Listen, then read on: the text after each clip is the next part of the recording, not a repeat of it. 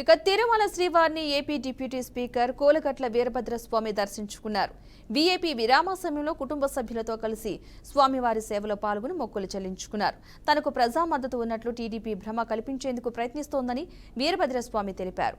ఒక ప్లాన్ ప్రకారం వైసీపీ నాయకులను ఇరికించడానికి టీడీపీ చేసిన కుట్ర అని ఆరోపించారు. వైసీపీకి 175కు గాను 175 సీట్లు రావడం ఖాయమని ఆయన ధీమా వ్యక్తం చేశారు.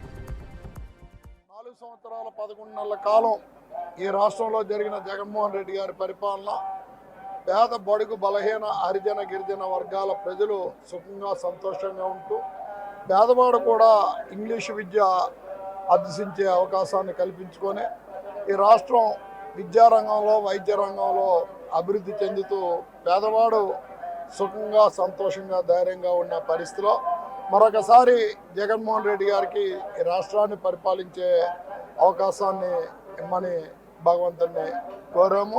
అలానే ప్రజలు చూపిస్తున్న ఈ ఆదిరాభిమానాలు చిరకాలం మా మీద, మా పార్టీ మీద, మా నాయకుల మీద ఉండాలని కోరుకుంటున్నాం.